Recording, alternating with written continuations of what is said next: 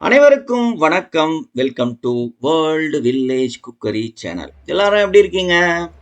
இன்னும் 2 நாள்ல மகாலய அமாவாசை வருது. அந்த மகாலய அமாவாசைக்கு எப்படி நம்ம வழிபாடு நடத்தணும்? எப்படி வீட்ல படையல் போடணும்? அந்த படையலுக்கு என்னென்னலாம் சமைக்கணும்? அத பத்தி தான் நாம இன்னைக்கு இந்த வீடியோல பார்க்க போறோம். முன்னொரு காலத்துல ஆக்சுவலா நம்ம வீட்ல அ பெரியவங்க இறந்துட்டாங்க அப்படின்னா, அவங்க இறந்த நட்சத்திரத்த கணக்கு பண்ணி, புரோகிதர வச்சு வீட்லயே திதி குடுப்போம். இப்ப இருக்கிற சூழ்நிலையில அது சாத்தியம் இல்லாத போனதுனால தான், திதி குடுக்காதவங்க மகாலய அமாவாசை அன்னைக்கு இது மாரி தர்ப்பணம் பண்ணாங்க அப்படின்னா, திதி குடுத்ததுக்கு சமமாயிடும் அப்படின்னு ஐதீகம். அதனால தான் இப்போ மகாலய அமாவாசை அன்னைக்கு பெரும்பாலானவர்கள் கிட்டத்தட்ட ஒரு 80லேருந்து 90% ஆளுங்க அந்த மகாலய அமாவாசை அன்னைக்கு தான் தர்ப்பணம் குடுக்குறாங்க. இப்போ இந்த வீடியோல நாம என்ன பார்க்க போறோம்னா, மகாலய அமாவாசைக்கு 5 விஷயம் கண்டிப்பா பண்ணணும். அந்த 5 விஷயம் என்னென்னன்னு பார்க்க போறோம்.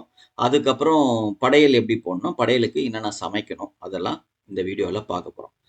அந்த 5 விஷயம் சொன்னேன் இல்லையா? அந்த 5 விஷயத்துல முதல் விஷயம் இந்த தர்ப்பணம். கண்டிப்பா மகாலய அமாவாசைக்கு நம்ம பித்ருக்களுக்கு இந்த எள்ளு, அரிசி வச்சு தர்ப்பணம் குடுக்கணும்.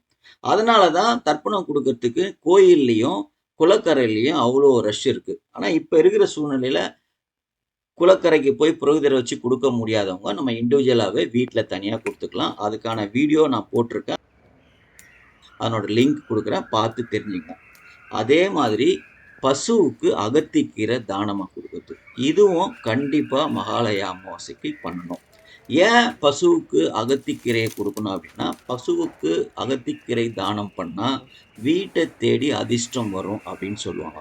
அதே மாரி பித்ரு தோஷம், பிரம்மஹத்தி தோஷம்னு சொல்லுவாங்க இல்லையா? அந்த தோஷங்கள தீர்க்க வல்லது இந்த பசுவுக்கு அகத்திக்கீரைய தானமா குடுத்தா. அதே மாரி பசுவுக்கு அகத்திக்கீரைய தானமா குடுத்தா, வீட்ல தடப்பட்டிருக்க நல்ல காரியங்கள் உடனே நடக்கும் அப்டின்னும் சொல்லுவாங்க. நம்ம சேனல சப்ஸ்கிரைப் பண்ணாம பார்க்குறீங்கன்னா, தயவுசெய்து சப்ஸ்கிரைப் பண்ணுங்க. பக்கத்துல பெல் ஐகான் வரும். அதையும் பிரஸ் பண்ணிக்கங்க. ஸோ 2 விஷயம் பார்த்தோமா, 3வது விஷயம் எளியவருக்கு உண்மையிலேயே உணவு இல்லாதவங்களுக்கு சாப்பாடு வாங்கி குடுங்க. நான் சொல்றது உணவு இல்லாத முக்கியமா கண்டிப்பா அவங்க கிட்ட சாப்பிடுற சூழ்நிலை இல்ல. அவங்களுக்கு தெரிஞ்சு நீங்க வாங்கி குடுங்க. நீங்க கோயிலாண்ட, குளக்கரையாண்ட இந்த பொட்டலம் விப்பாங்கல்ல, ஒரு 10 பொட்டலம் வாங்கி யாருக்கோ குடுப்பீங்க. அவங்க என்ன பண்ணுவாங்க, அந்த பொட்டலத்த வாங்கி திருப்பவும் வித்தவங்கிட்டயே எடுத்துட்டு வந்து குறைஞ்ச காசுக்கு வித்துட்டு போவாங்க. அது மாரிலாம் செய்யாம, நீங்க அங்கருந்து வெளிய வந்துட்டு உண்மையிலேயே யாருக்கு தேவைப்படுதோ, அவங்களுக்கு ஒரே ஒருத்தருக்கு வாங்கி குடுத்தா கூட கரெக்ட்டான ஆளுக்கு வாங்கி குடுங்க. ஸோ உணவு தானம் எளியவர்களுக்கு. அதே மாதிரி தெரு நாய்ங்க இருக்குல்ல, இந்த தெரு நாய்ங்களுக்கு ஏதாச்சும் உணவு குடுங்க. உணவுன்றது சாப்பாடா குடுத்தாலும் சரி, இல்ல பிஸ்கட் வாங்கி போட்டாலும், அதுவும் உங்களுக்கு ரொம்ப புண்ணியத்தை கொடுக்கும். இதுக்கப்புறம் நாம என்ன பண்ணோம் அப்டின்னா, நம்ம மகாலய அமாவாசைக்கு படையல்ல என்னென்ன படைக்கணும், என்னென்ன சமைக்கணும் அப்படின்னு பார்த்தீங்கன்னா, நீங்க வேற யார் எது சொல்றதையும் கவலைப்படக்கூடாது. நம்ம வீட்ல சப்போஸ் நீங்க அம்மா, அப்பா தான் நம்மளோட டைரக்ட் பழக்கமா இருப்பாங்க. தாத்தா, பாட்டி ஒரு சிலருக்கு தெரிஞ்சிருக்கும், தெரியாம இருக்கும். ஸோ உங்களுக்கு தெரிஞ்ச அம்மா, அப்பாவுக்கு சாப்பிடுறதுக்கு என்ன பிடிக்குமோ, அத செஞ்சு அத படைச்சு, அந்த படையல்ல வச்சத எடுத்துன்னு போய் காக்காக்கு வைக்கணும். அது ரொம்ப, ரொம்ப, ரொம்ப, ரொம்ப முக்கியம். ஸோ ஒரு சிலர் சொல்லுவாங்க, "இது செய்யக்கூடாது, இது செய்யக்கூடாது" அப்படின்னு அது மாரி சாங்கியம்லாம் பார்க்காம, உங்க அப்பா, அம்மாவுக்கு என்ன பிடிக்குமோ அத செஞ்சு, அத காக்காக்கு வச்சு, காக்கா சாப்பிட்டதுக்கு அப்புறம் தான் நம்ம சாப்பிடணும். அப்பதான் இந்த பூஜையே நிறைவு பெறும். இப்போ நம்ம என்னென்ன சமைக்க போறோம்ன்னு பார்க்குறோம். இன்னைக்கு நான் பருப்பு சாம்பாருக்கு பருப்பு ஊற வச்சிருக்கோம். என்ன சாம்பார்ன்னு பார்த்தீங்கன்னா, எங்க அம்மாவுக்கு மாங்கா போட்ட சாம்பார் ரொம்ப பிடிக்கும். ஸோ மாங்கா, கத்திரிக்காய், முருங்கைக்காய் போட்டு சாம்பார் எல்லாமே அரிஞ்சு வச்சிருக்கோம். ஸோ பருப்பு வேக வச்சுக்கலாம். மஞ்சத்தூள் போட்டுட்டு கொஞ்சோண்டு பெருங்காயம் போட்டு பருப்பு வேக வைக்க போறோம். தக்காளிலாம் கட் பண்ணி வச்சிருக்கேன். முருங்கைக்கீரை கிளீன் பண்ணி வச்சிருக்கோம். முருங்கைக்கீரை கூட்டு, கருணக்கிழங்கு வறுவல், வெண்டைக்காய் பொரியல். சரி எல்லாமே கட் பண்ணி, அதுக்கு தேவையான வெங்காயம், பச்சை மிளகாய், பூண்டு எல்லாமே ரெடி பண்ணி வச்சிருக்கோம். இப்போ பாருங்க, வெண்டைக்காய் பொரியல் ரெடி ஆயின்னு இருக்கு. வெண்டைக்காய் எப்படி தெரியும் பொரியல் எப்படின்னா பச்சை பச்சைல்னு அதனோட கலர் மாறாமல் பொரியல் பண்ணோம். அப்போ தான் அதனோட சத்து வந்து நம்மளுக்கு ஃபுல்லாக கிடைக்கும். ஸோ வெண்டைக்காய் பொரியல் நடக்கிற அதே டைமில் இன்னொரு அடுப்பில் கருணக்கிழங்க நாங்கள் வேக வச்சுன்னு இருக்கோம்.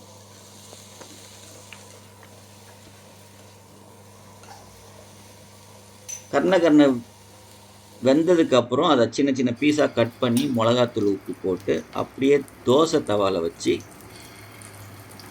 அப்படியே ஃப்ரை பண்ணி எடுத்துக்க வேண்டியதுதான். செம்ம டேஸ்ட்டாக இருக்கும். இது எங்கள் அப்பாவுக்கு ரொம்ப பிடிக்கும். அதனால தான் நம்ம வந்து ஒவ்வொரு முறை ஒவ்வொன்று நம்மளுக்கு யோசித்து நம்மளுக்கு முன்னோர்களுக்கு என்னென்ன வேணுமோ அதை செஞ்சு படைக்கணும்.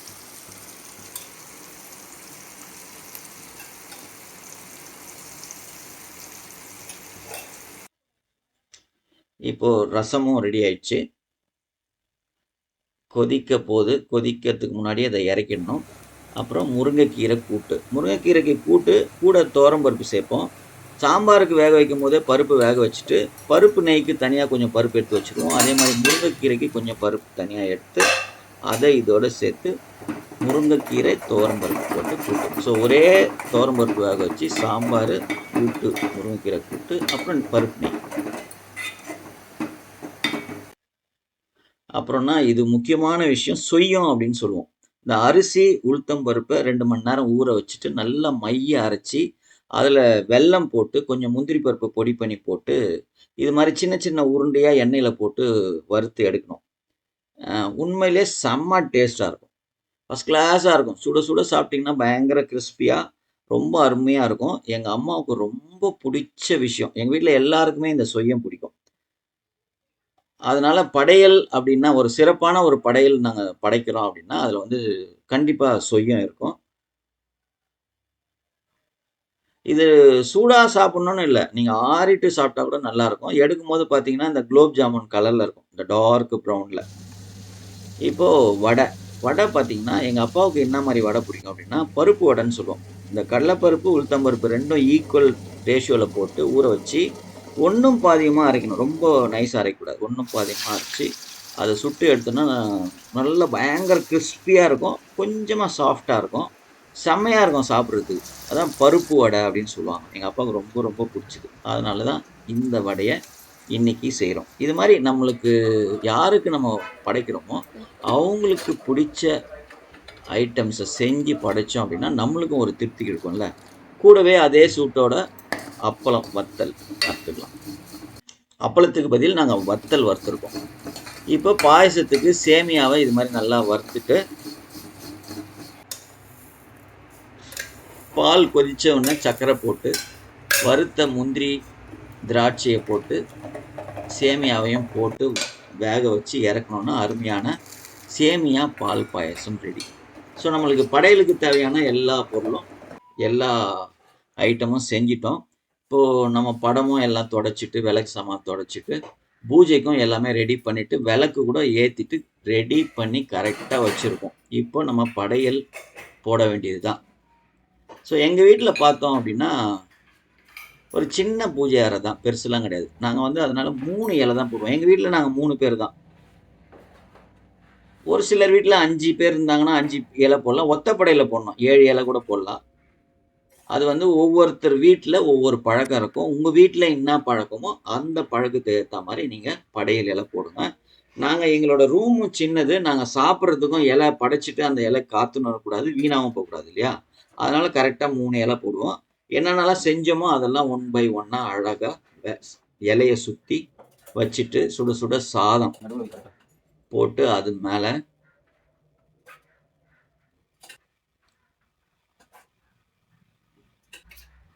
பருப்பு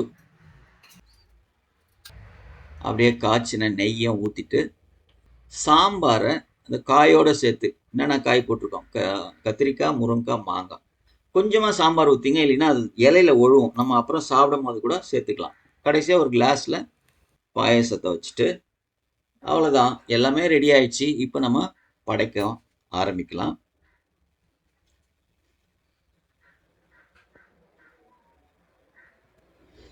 ஒரு சிலர் பூஜை ரூமில் வந்து இறந்தவர்கள் படம் வைக்கக்கூடாதுன்னு சொல்லுவாங்க. அதெல்லாம் தப்பில்லை. அவங்க தான் நம்மளுக்கு முதல் கடவுள்.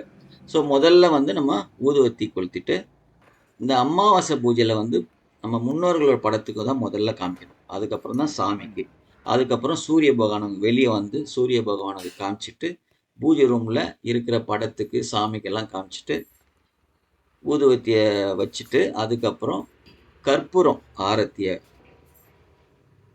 ஏற்றிட்டு, முதல்ல தேங்காய் உடைக்கணும். தேங்காய் மஸ்ட்டு அமாவாசை பூஜையில். தேங்காய் இல்லாமல் அமாவாசை பூஜை போடாதீங்க. தேங்காவை வெத்தலைப்பாக்கோட சேர்த்து வச்சுட்டு, வத்தி எப்படி காமிச்சிங்களோ அதே மாதிரி தான் முதல்ல சூரிய பகவானுக்கு ஆரத்தியை காமிச்சிட்டு, அதுக்கப்புறம் பூஜை ரூமுக்கு வந்து முதல்ல படங்கள் என்னென்னலாம் படம் வீட்டில் வச்சுருக்கீங்களோ அதே மாதிரி உங்களோட முன்னோர்கள், தாத்தா, பாட்டி யாரெல்லாம் உங்கள் எண்ணத்தில் நினைவுக்கு வராங்களோ எல்லாரையும் நினச்சிக்கின்னு ஆரத்தி கொடுங்க. அப்புறம் சாமிக்கு ஆரத்தி கொடுங்க. அப்புறம் நீங்கள் படைக்கிறோம்ல, இந்த படையல் இலைக்கு கொடுக்கணும். ஏன்னா இது ரொம்ப முக்கியம். அவங்கள மனசில் நினச்சிங்கன்னா நான் இதெல்லாம் படைச்சிருக்கேன், இதெல்லாம் வந்து நீங்கள் சாப்பிடுங்க அப்படின்னு அவங்கள அழைக்கிற மாதிரி இந்த இலைகளுக்கு ஒரு ஆரத்தி காமிச்சிட்டு இறக்கி வச்சிட்டோன்னா நீர் வளவணும். அதை மறந்துடாதீங்க. அதுதான் நீர் வளவது தான் கடைசியான ஒரு ஆப்ரேஷன். அதை முடிச்சிட்டிங்கன்னா படையலும் முடிஞ்சிடும். ஸோ நீங்கள் வந்து கற்பூர ஆரத்தி நிற்கிற வரைக்கும் கொஞ்சம் வெயிட் பண்ணிவிட்டு, அதுக்கப்புறம் படைச்ச இலையிலேருந்து எல்லா ஐட்டத்தையும் கொஞ்சம் கொஞ்சமாக எடுத்து, நீங்கள் மொத்தமாக எல்லாம் ஒரு இலையை முழுசாக கூட எடுத்து போய் கொடுக்கலாம், ஒன்றும் தப்பு கிடையாது. ஆனால் வேஸ்ட் ஆகக்கூடாதுன்றதுனால நாம் என்ன பண்ணுவோம்னா எல்லாத்துலேயும் கொஞ்சம் கொஞ்சம் எடுத்துட்டு ஒரு சின்ன வாழை இலையில வச்சு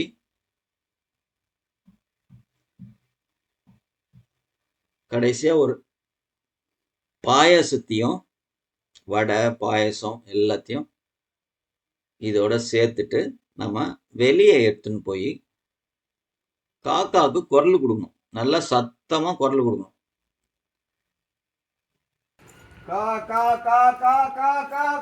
அப்பதான் அவங்க வருவாங்க. கண்டிப்பா காத்துன்னு இருப்பாங்க, இவன் கூப்பிடுறானான்னு பார்ப்பாங்க. அதனால நீங்க வந்து நல்லா சத்தமா குரல் குத்து கூப்பிட்டீங்க அப்படின்னா அப்படியே உடனே வந்து உட்காந்துட மாட்டாங்க. கொஞ்சம் யோசிச்சு மெதுவாக வருவாங்க. கூட நீங்க கண்டிப்பா தண்ணி எடுத்துன்னு போங்க. நான் ஏற்கனவே தண்ணி வச்சிருக்கேன். நான் ரெகுலராகவே காக்காவுக்கு வைப்பேன் தண்ணி. நம்ம படைச்ச தண்ணியிலேருந்து கொஞ்சம் எடுத்து போய் அந்த இலையிலே 2 சொட்டு தண்ணி விட்டு நீங்க தூரம் வந்து நின்னீங்கன்னா ஒருத்தரா வருவாங்க. வந்து நின்று யோசித்து சுற்றி முற்றியும் பார்த்து ஒரு குரல் குத்துட்டு அப்புறம் அவங்களுக்கு தேவையானதை எடுத்துகிட்டு போனாங்க. ஸோ இந்த காக்கா வர்றது ஒரு சில டைமில் வந்து வராது. ஸோ அமாவாசைனால அதனால தான் படைக்கும் போது கொஞ்சம் சீக்கிரமாக படைச்சிடணும். நீங்கள் 12:30 மணி 1 மணி 2 மணி அது மாதிரி படைச்சிங்கன்னா காக்கா வர்றது கஷ்டமாயிடும். மகாலய அமாவாசைக்கு நீங்கள் படைக்கிற சாப்பாடை காக்கா வந்து சாப்பிட்டாதான் இந்த மகாலய அமாவாசை பூஜை வந்து நிறைவு பெறும். உங்களுக்கும் திருப்தி இருக்கும். காக்கா சாப்பிட்லின்னா உங்களுக்கு அந்த திருப்தியே கண்டிப்பாக வரவே வராது. இதை மைண்டில் வச்சுங்க. ஸோ காக்கா வர்றதுக்கு நம்ம என்ன பண்ணோம்னா, நீங்கள் ரெகுலராக காக்காவுக்கு தண்ணி வைங்க. காலையில் ஏந்தவொடனே ஏதாச்சும் பிஸ்கட்டு, மிக்சர் அது மாதிரி எதனா வச்சு நீங்கள் பழக்கப்படுத்திட்டீங்கன்னா, நீங்கள் வைக்காத நாளில் அவங்களே உன்னை கூப்பிடுவாங்க.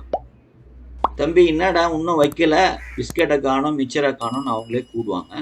ஸோ ஒவ்வொருத்தர் கதுவாண்ட வந்து குரல் கொடுத்து கூடுவாங்க, பசிக்குது சாப்பாடு போடுங்க அப்படின்னு. எனக்கு நிறைய அனுபவம் இதெல்லாம் இருக்குது.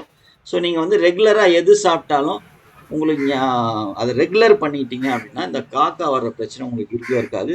கண்டிப்பாக நீங்கள் படைச்சி வச்ச உடனே அடுத்த வினாடி வந்து காக்கா வந்துடும். ஸோ உங்களுக்கு இதெல்லாம் இந்த வீடியோ உங்களுக்கு ரொம்ப பிடிச்சிருக்கும் அப்படின்னு நான் நம்புகிறேன்.